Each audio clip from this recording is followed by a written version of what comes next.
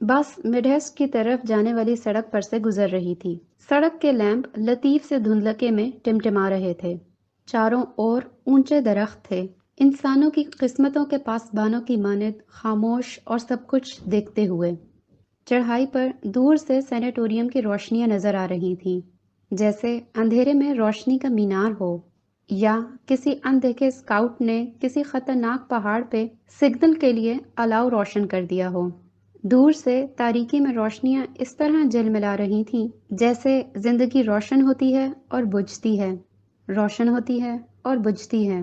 گوتم بس سے اتر کر سینیٹوریم کی طویل سڑک پر چڑھنے لگا۔ اندھیرے کے جنگل میں سے گزرتا ہوا جگمگاتی ہوئی عمارت کی سیڑھیوں پر پہنچا۔ شفاف گیلریاں عبور کرتا ہوا نرملا کے کمرے میں داخل ہوا۔ نرملا اس کو دیکھ کر خوشی سے کھیل اٹھی۔ اس کے آنے سے پہلے وہ دیوار کی طرف منہ کیے لیٹی تھی اور جانے کیا سوچ رہی تھی۔ بی بی، گوتم کی آواز یکایک اس کے حلق میں رند گئی۔ باہر کی شور مچاتی خود غرض دکھی دنیا سے علیحدہ وہ اتنے سکون سے کاہے کے انتظار میں مصروف تھی۔ اس کو دیکھتے ہی وہ اٹھ بیٹھی۔ جلدی جلدی انگلیوں سے اس نے بال درست کیے اور دل میں سخت جھنجھلائی کہ کوئی آئینہ قریب نہیں جس میں وہ جلدی سے اپنا چہرہ دیکھ لیتی۔ اوفو، تم تو بے حد صحت مند نظر آ رہی ہو، بالکل سرخا سرخ فرخ آبادی۔ عیادت کرنے والوں کی طرح یہ بشاش انداز اختیار کرتے ہوئے گوتم نے خود کو دل میں گالیاں دیں۔ کیوں گپ مارتے ہو؟ ذرا میرا ٹمپریچر چارٹ دیکھو تو پتہ چلے گا بچہ جی۔ آج بھی میرا بخار 101 تھا، اب تو مہینوں سے چلا آ رہا ہے، اس نے گویا بڑے فخر سے کہا۔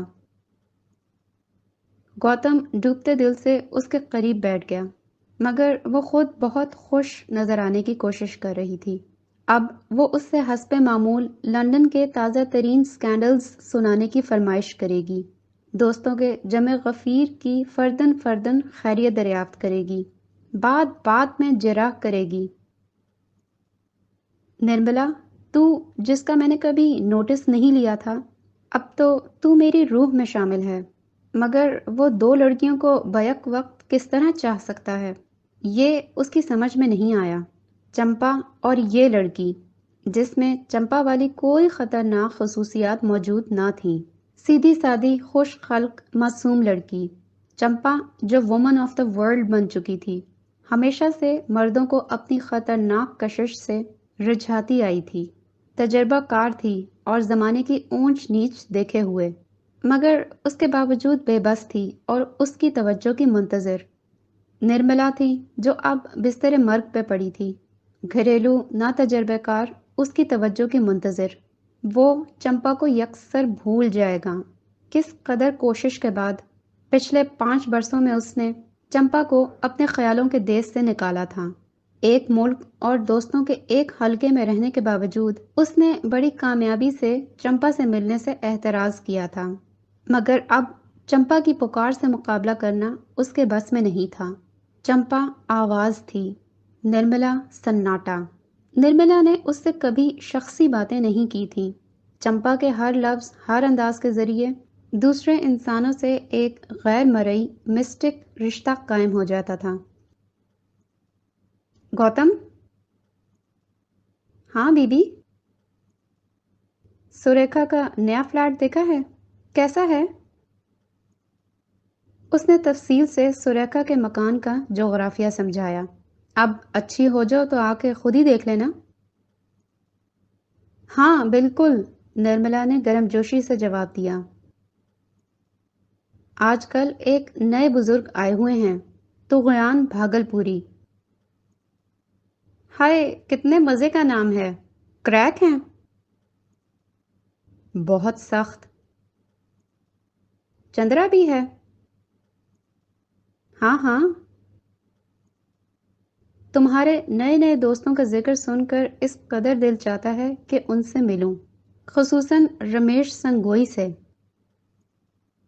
ہاں، رمیش سنگوئی بالکل آفت کا پرکالا ہے، گوتم نے مزید بے معنی انداز میں کہا۔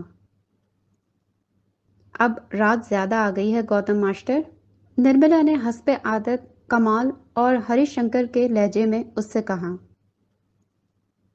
ہاں، وہ کرسی پر سے اٹھا۔ ارے ایک بات تو سنو، دفعتاً نرملا نے بشاشت سے کہا۔ اتنی زبردست خبر پوچھنا تو بھول ہی گئی۔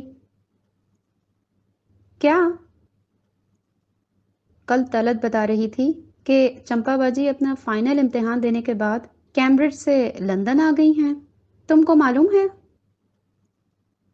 نہیں، گوتم نے کہا اور اپنے آپ کو دل میں پھر گالیاں دیں۔ اچھا، نرملا نے سادگی سے جواب دیا۔ میرا خیال تھا شاید طلعت نے بتایا ہو، تم ان سے مل لینا ضرور۔ بیچاری سے اس نے اپنا سر تکیے پر رکھ دیا۔ مجھے آج کل اتنی فرصت کہاں ہے نرمل کہ میں لوگوں سے سوشل ملاقاتیں کرتا پھروں۔ ہائر کمشنر رات کے 10 بجے تک کام کرواتے ہیں۔ اس نے نظریں بچاتے ہوئے جلدی سے کہا۔ اچھا بی بی، خدا حافظ۔ وہ تیزی سے دروازے سے باہر نکل گیا، گویا نرملا کے سامنے سے جلد از جلد بھاگ جانا چاہتا ہو۔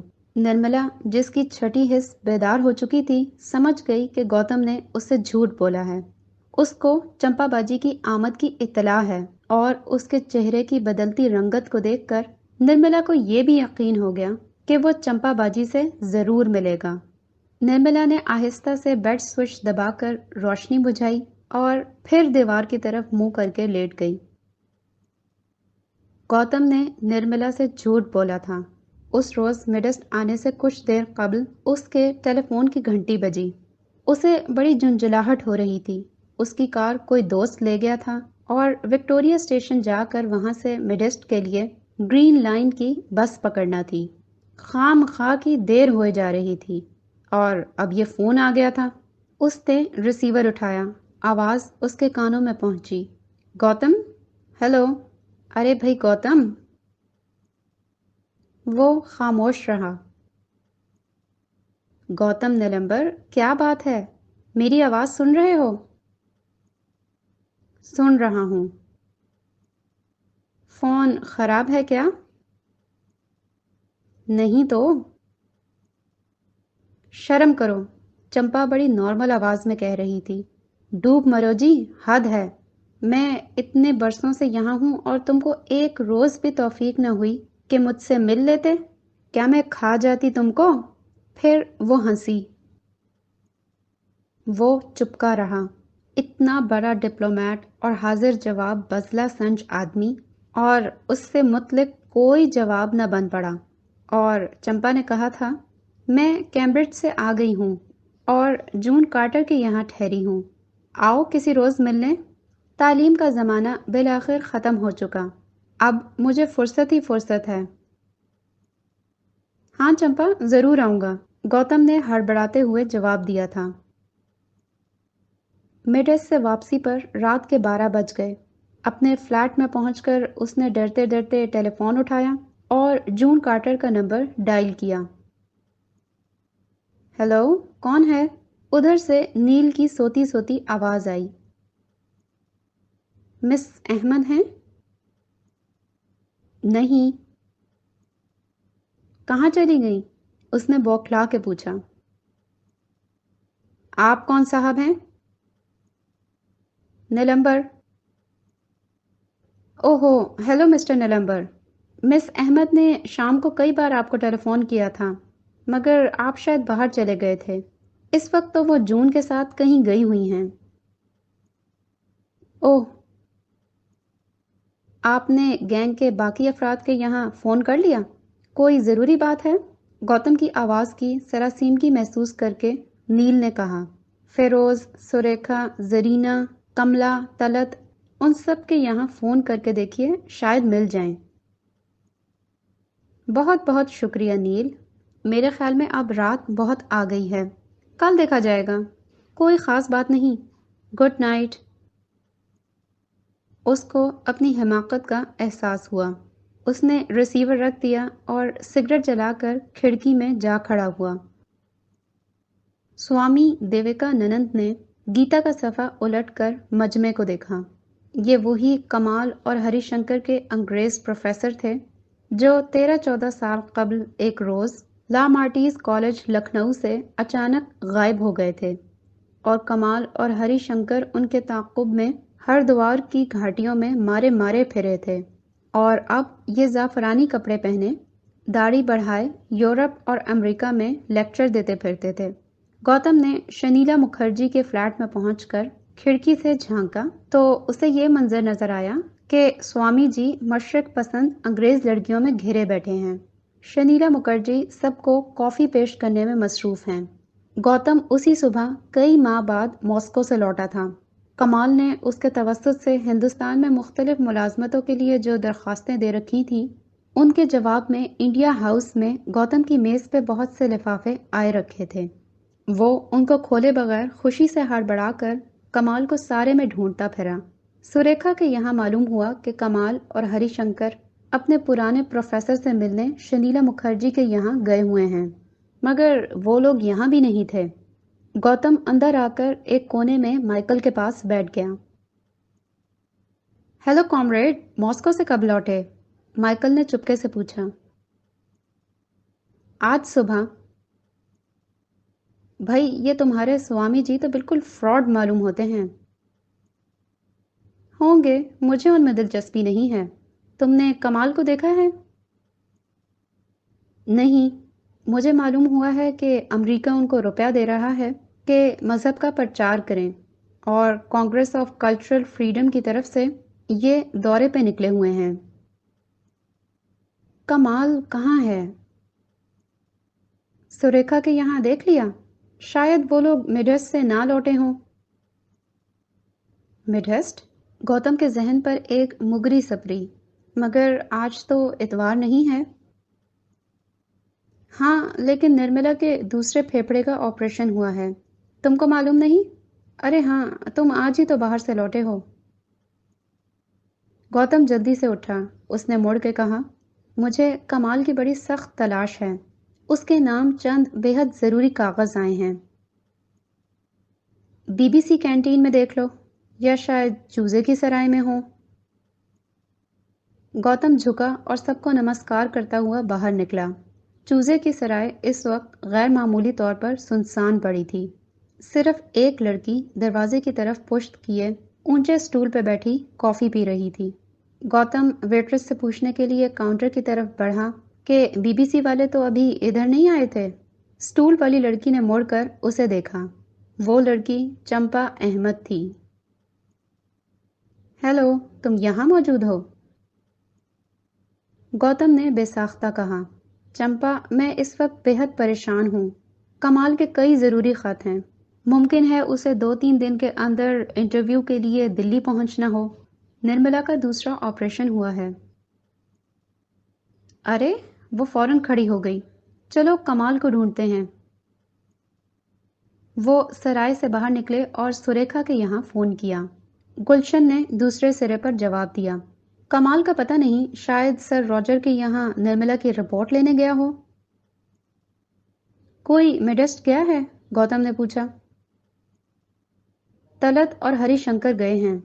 اگر تم بھی جا رہے ہو تو میرے یہاں سے ایک پارسل لیتے جانا۔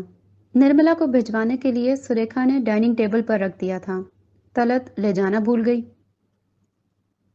اچھا، میں ابھی آتا ہوں۔ گوتم کار کی طرف لوٹا۔ عائشہ کے یہاں سے کنجی لے کر وہ سریکھا کے مکان میں داخل ہوئے۔ گیلری میں 2 بڑے بڑے مجسمے رکھے تھے۔ یہ عائشہ کے بنائے ہوئے ہیں، چمپا نے فوراً کہا۔ وہ ڈرائنگ روم میں گئے اور باغ کی طرف کا بڑا شیشوں والا دروازہ کھولا۔ اب برف پھر مدھم سی دھوپ میں روشن تھی۔ کتنا آرام دہ گھر ہے سریکھا اور گلشن کا، گوتم نے صوفے پر نیم دراز ہوتے ہوئے کہا۔ باغ کی دیوار کے پرے سے موسیقی بلند ہو رہی تھی، فضا میں خوشگوار خنکی تھی۔ چمپا نے آتش دان روشن کیا۔ گوتم کمرے کے ساز و سامان پہ کاہل اور مطمئن انداز سے نظریں دوڑاتا رہا۔ اب چمپا کی موجودگی کی وجہ سے کئی برسوں بعد ایسا معلوم ہوا گویا وہ بہرائچ میں اپنے گھر پہنچ گیا ہے۔ یہ بڑا غیر منطقی اور عجیب سا احساس تھا۔ میں نے یہاں بڑے اچھے لمحے گزارے ہیں، اس نے کہا، اور یہ بڑے پیارے لوگ ہیں نا؟ وہ کہتا رہا۔ کمروں سے مکینوں کی شخصیت کس قدر عیاں ہوتی ہے۔ ذرا سوچو تو۔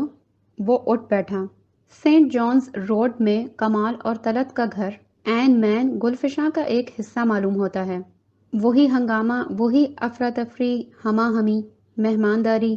حد ہے، محرم میں مجلسیں تک تو یہ دونوں کرتے ہیں۔ یہاں میں نے واشنگٹن میں ہری شنکر کا فلیٹ دیکھا ہے، جو بالکل سنگھاڑے والی کوٹھی کا ایکسٹینشن معلوم ہوتا ہے۔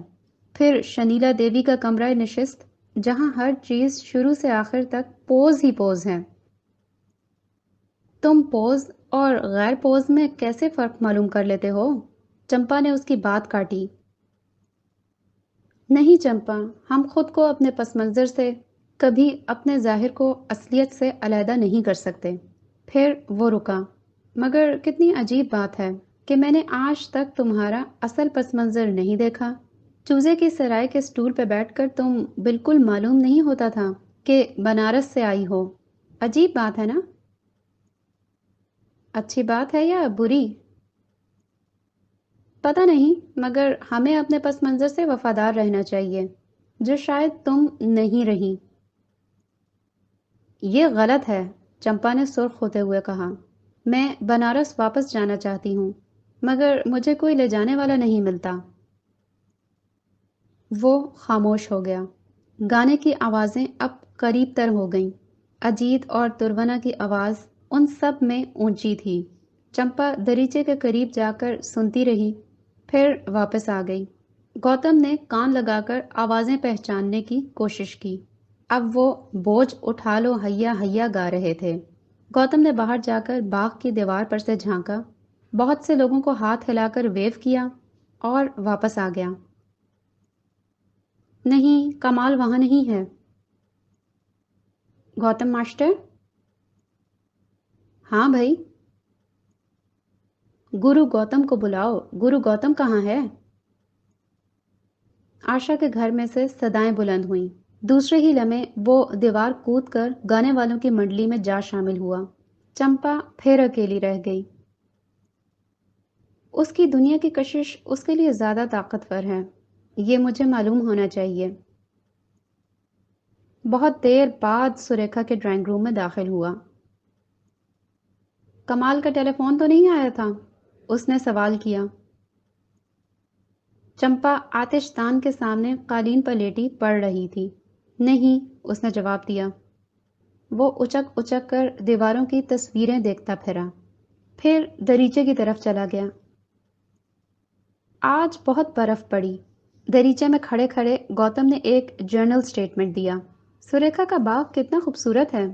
گوتم نے کمرے کی طرف سے پشت کیے دوسرا بیان دیا۔ مان وہ چونکا اور پیچھے مڑا۔ اس کا چہرہ دھلے ہوئے کپڑے کی طرح سفید ہو رہا تھا۔ سارا دن گزر گیا، سورج ڈھل چکا، شام آ گئی۔ میں ابھی یہیں ہوں، میں یہاں کیا کر رہا ہوں؟ میں نے اتنا وقت برباد کیا، اتنا انمول وقت۔ وہ بڑبڑایا اور تیر کی طرح گیلری کی اور بڑھا۔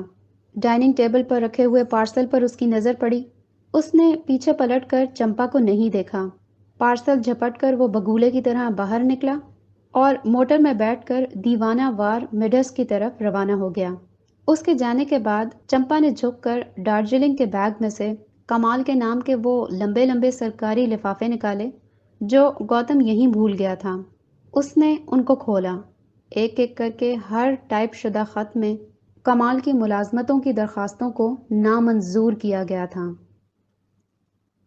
دنیا کا کام سکون سے جاری رہا، بلکہ جب سے نرملا مری تھی دنیا کا کام اور زیادہ سکون سے جاری تھا۔ سب اپنی اپنی مصروفیات میں اس طرح جٹے تھے گویا اس سے پہلے ان کو پتہ ہی نہیں تھا کہ ان کے فرائض کیا ہیں۔ اسی شدید مصروفیت کے مارے وہ ایک دوسرے سے بات نہیں کرتے تھے۔ طلعت اخبار کی رپورٹیں لکھتی، کملا مڈل ٹیمپل میں ڈنر کھاتی، فیروز کتابیں سنبھال کر بڑی سعادت مندی سے روز یونیورسٹی کا رخ کرتا، کمال شکنتلا یا سریکھا کے ڈرائنگ روم میں آتش دان کے سامنے اوندھا لیٹ کر مزید درخواستیں لکھتا۔ ہری شنکر نے ایک نیا مشغلہ شروع کر دیا تھا، وہ چڑیوں کے پر جمع کیا کرتا۔ نرملا کو مرے آج محض 10واں روز تھا، مگر معلوم ہوتا جیسے اسے ان لوگوں سے رخصت ہوئے کئی 100 سال گزر چکے ہیں، وقت ربر کی طرح پھیلتا جا رہا تھا۔ جس روز جھٹکے کے ساتھ ربر کا یہ تناؤ ٹوٹے گا تو کیا ہوگا؟ اب ہمیں نرمل کے دسویں کی فکر کرنا چاہیے نا؟ شنکر نے چڑیوں کے پروں پر انگلیاں پھیرتے ہوئے اس طرح کمال سے کہا جیسے وہ اکثر اس سے پوچھتا تھا، اب ہمیں نرمل کے بیاہ کی فکر کرنی چاہیے نا؟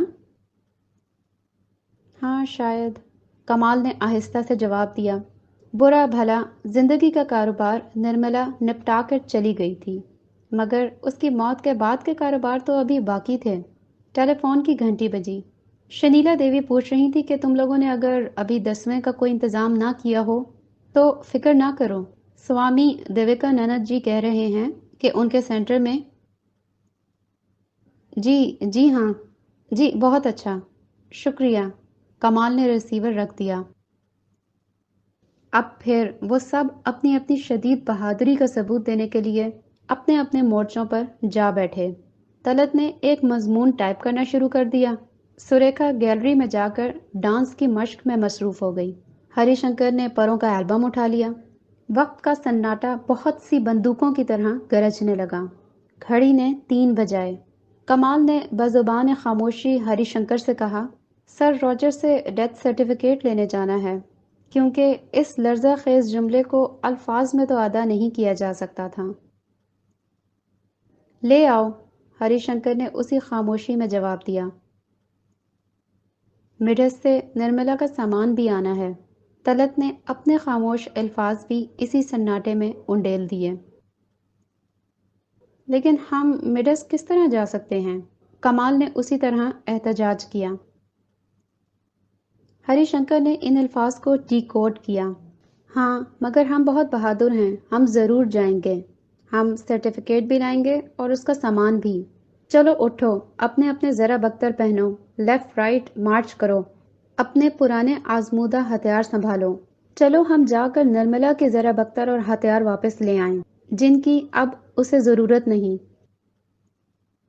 اس پینٹومائم کے بعد جس کو کسی نے، خود انہوں نے نہیں دیکھا، وہ سب باہر نکلے، موٹر میں بیٹھے اور ایک جانے پہچانے راستے پر روانہ ہو گئے۔ 4 سال تک متواتر وہ اس سڑک پر سے گزر کر سینیٹوریم جاتے رہے تھے۔ اب وہ آخری بار مڈس سے لوٹ رہے تھے۔ سینٹ جانز روڈ پر اپنے فلیٹ میں واپس پہنچ کر کمال نے سارا سامان گیسٹ روم میں رکھ دیا جس میں ہری شنکر ٹھہرا ہوا تھا۔ جب سب لوگ اپنے مورچوں پہ واپس لوٹ گئے تو طلعت نے چوری سے نظر بچا کر اپنا مورچہ چھوڑا، اپنا ذرا بختر اتار کر گیسٹ روم میں داخل ہوئی۔ کمرے میں ہر چیز لیمپ کی روشنی میں بڑی واضح نظر آ رہی تھی، سب چیزوں کے درمیان گھرے ہوئے۔ جبکہ نرملا کا سامان اس کے قدموں میں پڑا تھا، اسے لگا گویا اس کی زندگی، ساری زندگی ایک بہت عظیم الشان کباڑی کی دکان ہے۔ یہ سب سامان فالتو ہے، ان سب چیزوں کو ذرا بیچ کر تو دیکھو، اپنی زندگی کو ذرا اس کباڑی مارکیٹ میں رکھو۔ موت اس کی قیمت ہے، موت۔ دفعتاً پھر اس کے کانوں میں ایک توپ دغی، موت۔ سامنے سائڈ بورڈ کے گوشے میں وہ چھوٹا سا مرتبان تھا جس میں کماری نرملا سرواستو کی راکھ تھی۔ اس کی کنجی ہری شنکر کے پاس تھی، جو گویا اس کا قانونی وارث تھا۔ اس مرتبان کو گنگا میں بہانے کے لیے اپنے ساتھ واپس وطن لے جائے گا، جو اس وقت کمال کے ساتھ اسی موت کے سلسلے کے باقی ماندہ آخری انتظامات کرنے کے لیے گیا ہوا تھا۔ آخری انتظامات، ڈیتھ سرٹیفکیٹ، گیتا کا پاٹ، ہوائی جہاز کا ٹکٹ، ہر شے میں بڑی واقعیت تھی۔ وہ مرتبان بھی اتنا ہی ٹھوس اور حقیقی تھا جیسے یہ کرسی یا وہ صوفہ یا کھانے کے برتن۔ نرملا تو بڑی غیر معمولی لڑکی تھی، وہ بھی اسی معمولی طریقے سے ختم ہو گئی۔ ارے نرملا کی بچی، ایڈیٹ! ارے بھائی تو بھی اتنی ہی حقیر نکلی، کہاں گیا وہ تیرا سارا فلسفہ اور آئیڈیالوجی؟ مگر واقعہ یہ ہے کہ سچ مچ سب ٹھاٹ پڑا رہ جائے گا جب لاٹ چلے گا بن جا رہا۔ واقعہ صرف یہ ہے کہ آپ کی زندگی ہی کیا تھی۔ لمبی چوڑی عمر تو محنت کرتے، پروگرام بناتے گزری۔ ان کے بابا نے بڑی مشکلوں سے روپیہ جوڑ کر ان کو ولایت بھیجا۔ وہاں یہ خوشی سے پھول ہی نہ سمائی۔ کئی دن تک تو ان کو یقین نہ آیا کہ واقعی کیمبرج میں موجود ہیں۔ सहमी सहमी फिरी कि ये ख्वाब है, जल्द टूट जाएगा। फिर प्रोग्राम बने कि जब यहाँ से पढ़ के निकलेंगी, अच्छी से अच्छी मुलाजमत मिलेगी। बाबा पे जो कर्जा चढ़ा हुआ है वो उतारेंगी। भैयन के लिए बहू ढूंढेंगी। परी ज़ात बिल्कुल। फिर ज़रा पैसे जमा हो गए तो मेक्सिको की सैर करेंगी जाकर। ये जाने मेक्सिको जाने का इतना शौक क्यों था। फिर हुआ ये कि कैम्ब्रिज में उनको बुखार चढ़ गया। उनको हस्पताल पहुंचाया गया, जहां कई साल पलंग पर लेटे रहने के बाद जाने जान शीरी जाने आफरी के सुपुर्द फरमा दी। तो क्या असूलन इस मौत पे रोना चाहिए? कतई नहीं, ये तो बड़ी सख्त हंसी की बात है। दरअसल इससे ज़्यादा लतीफ़े की बात तो तलत ने बहुत दिनों से नहीं सुनी थी। उसने कमरे का चक्कर लगाया, सारे फ्लैट में घूमी। बाग के सिरे पर बावर्ची खाने में रोशनी हो रही थी। चंद्रा और सुरेखा के साए दरीचे में से नजर आ रहे थे। घूम फिर कर वो फिर हरिशंकर के कमरे में वापस आ गई। फर्श पर बैठकर उसने निर्मला के सामान को इकट्ठा करके मंगवाना चाहा। बेदिली से उसने चीजें उल्टी पुल्टी, साड़ियाँ, जूते, चूड़ियाँ, मेकअप के पटारे, हैंड बैग, जिसमें दुनिया भर की अला बला जमा थी, जो लड़कियों ही के हैंड बैग में से दस्तयाब हो सकती है। बस के टिकट, लॉन्ड्री के बिल, पुराने खाली लिपस्टिक, कानों के बुंदे, पिने, पैसे, खरीदारी की फहरिस्तें और जाने क्या क्या। इन चीज़ों पर 4 साल कबल की तारीखें पड़ी थीं। 4 साल से निर्मला दुनिया से अलग थलग सेनेटोरियम में मुक़य्यद थी। फिर उसने निर्मला की किताबों का बक्स पैक करना चाहा। एक किताब में से एक तस्वीर टप से नीचे गिरी। तलत ने झुककर उसे उठाया। ये गौतम नीलंबर की तस्वीर थी, जो आज से 10 साल कबल भर दिखावे के लिए बहराइच से सिंगाड़े वाली कोठी भेजी गई थी। तलत ने खाली खाली आंखों से इस तस्वीर को देखा और उसे किताब में वापस रख दिया। हॉल में कदमों की चाप सुनाई दी। लड़के वापस आ चुके थे। सुरेखा ने खाने की मेज पर से आवाज लगाई। तलत हरिशंकर का कमरा करीने से ठीक करके महाज पर वापस चली गई। बर्फबारी शदीद हो चुकी थी। उस रात जब हरिशंकर सो चुका था, तलत ने उसके कमरे में दबे पांव जाकर किताब में से गौतम की तस्वीर निकाली। अपने कमरे में आकर इस तस्वीर को जूतों से खूब मारा। जब जाकर उसे जरा शांति का एहसास हुआ, तब वो फर्श पर बैठ गई और फूट फूट के रोई, क्योंकि वो पिछले 10 रोज से नहीं रोई थी। रोते रोते वो बेहोश हो गई और घर में डॉक्टर को बुलाने के लिए एक और हंगामा शुरू हो गया। तलत दूसरे रोज सुबह मुंह अंधेरे ट्यूब में बैठकर चेल्सी रवाना हुई। उस वक्त बहुत सख्त सर्दी पड़ रही थी और धुंध की वजह से हाथ को हाथ सुझाई न देता था। अंडरग्राउंड स्टेशन अभी सुनसान पड़े थे। वो चेल्सी पहुंचकर उस मानूस सड़क पर चलने लगी जिस पर कई साल से चलती आई थी। ये रास्ता भी खत्म हुआ, उसने सोचा। कमला के ब्लॉक पर पहुंचकर हस्बे आदत फरंग के पत्तों को छुआ। बूढ़े पॉटर ने, जिसका एक हाथ कटा हुआ था, उसे देखकर सर हिलाया और मुस्कुराया। बरसों से मिस्टर जेंकिंस और तलत में ये मुकालमा होता आया था। कैसा अच्छा मौसम है, या कैसा बुरा मौसम है, या अच्छी हवा चल रही है, या बाहर आने वाली है। मिस्टर जेंकिंस जिंदगी के इस ड्रामे का खामोश कोरस था। तलत ऊपर पहुंची। गैलरी के दबीज सुर्ख कालीनों पर से गुजरकर उसने कमला के फ्लैट के दरवाजे पर दस्तक दी। आज गोया जो कुछ हो रहा था एक उदास से रम्ज की हैसियत रखता था। कमला ने दरवाजा खोला। उसका सामान फर्श पर बिखरा पड़ा था। खामोशी से एक लफ्ज कहे बगैर दोनों पैकिंग में जुट गईं। इतने बरसों में कितनी गरहस्ती जमा हो गई थी। बर्तन, किताबें, मलबूसात, ये भी तुम ले लो, ये भी तुम ले लो, कमला मेकानकी अंदाज से कहती गई। किताबों को बड़े ट्रंक में ठोंसा गया। जूते निकालकर बाहर फेंके गए। तस्वीरें दीवारों पर से उतरी। सामान के ढेर पर बैठकर एक अटैची केस बंद करते करते कमला ने यकलख्त हवा में हाथ लहराकर ऐश वेंसडे पढ़ना शुरू कर दी और फिर उसी तरह चुपकी होकर स्लीपर और हाउस कोट समेटने में मसरूफ हो गई। बाहर अभी धुंधलका मौजूद था। एक आध रोशनी किसी फ्लैट में झिलमिलाती जाती थी। ये गौतम साहब भूल गए यहाँ पर। तलत ने एक किताब उठाकर उसे उल्टा पुल्टा और संदूक में ऊपर से गिरा दिया। جس طرح تالاب میں پتھر گراتے ہیں۔ اب وہ تھک گئی، چائے بنائی گئی، سویرا ہوا۔ 8 گھنٹے بعد کملا کینیڈا کے لیے روانہ ہو گئی۔ اب طلعت نے کمال کا سامان پیک کرنے کی غرض سے واپس گھر کی طرف رخ کیا۔